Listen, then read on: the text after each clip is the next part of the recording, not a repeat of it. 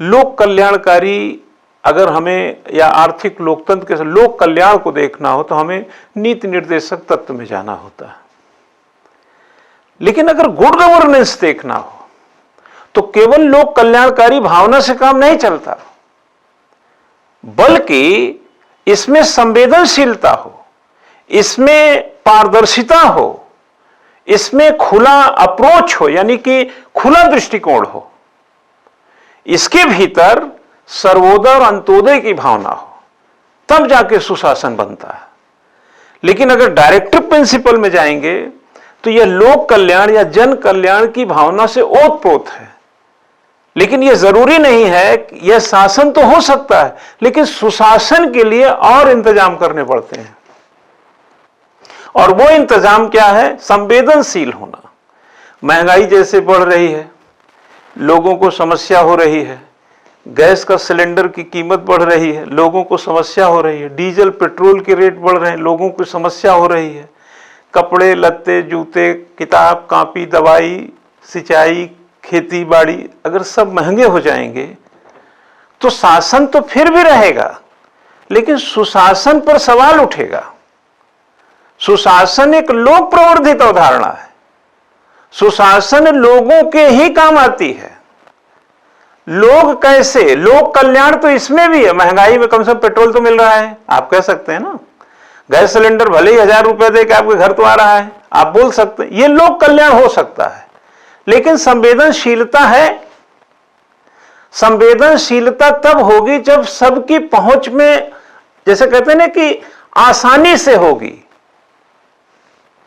पैसा निकालने में जब कष्ट नहीं हो, बिजली का बिल देने में कष्ट ना हो, पानी का बिल देने में कष्ट ना हो, समस्याओं को अपना जो निस्तारण करने में, दवाई हो बीमारी हो से निपटने में कष्ट ना हो, और इसके लिए आपको गवर्नमेंट आसान करती हो, तो सुशासन होता है। शासन तो सबका है भैया। राज सत्ता में भी शासन होता है।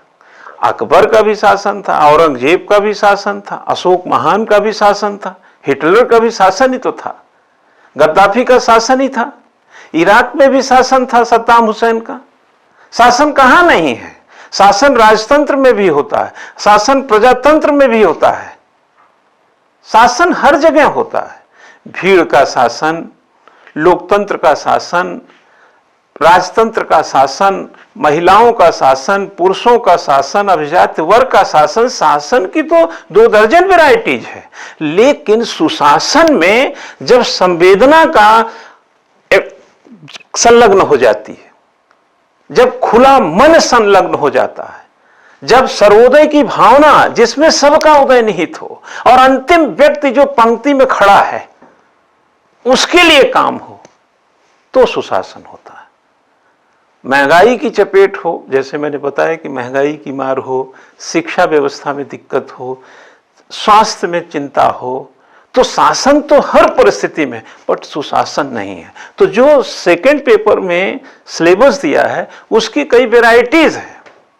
पहले शासन, फिर लोक प्रशासन, फिर सुशासन, फिर ई शासन, फिर जो पब्लिक सिविल, जो हमारे सिविल सर्वेंट हैं, इनके वैल्यूज। सिविल सर्वेंट के क्या वैल्यूज हैं? वैल्यूज का मतलब मूल्य क्या? पसंदगी है। पसंदगी, जन कल्याण, संवेदनशीलता, पारदर्शिता या छुपाने का सिद्धांत। 2005 में आप जानते हैं राइट टू इंफॉर्मेशन क्यों आया? 2006 में ई गवर्नेंस रिवॉल्यूशन क्यों आया? 1992 में गुड गवर्नेंस की थ्योरी आई। 24 जुलाई 1991 को इस देश में उदारीकरण आया। 1989 में उसके पहले इस जो वर्ल्ड बैंक है उसने इस फ्रॉम स्टेट टू मार्केट, क्या समझे? ये सब थ्योरी के बीच में कहीं ना कहीं सुशासन सांस लेता है। सिविल सोसाइटी की बात करें, सिटीजन चार्टर की बात करें, ई गवर्नेंस की बात करें, मोबाइल गवर्नेंस की बात करें, ऑनलाइन की बात करें, ये सब चीजें क्यों लाए आप? चाहे ऑनलाइन टिकटिंग करें, बैंकिंग करें, किसी भी तरीके से लेन देन करें, क्यों लाए? पारदर्शिता के लिए। जाहिर है सुशासन है। तो सुशासन की जो रीच है वो शासन के मार्ग से चलती है। बशर्ते उसमें संवेदना, पारदर्शिता, सर्वोदय, अंत्योदय, तमाम खुला दृष्टिकोण शामिल हो।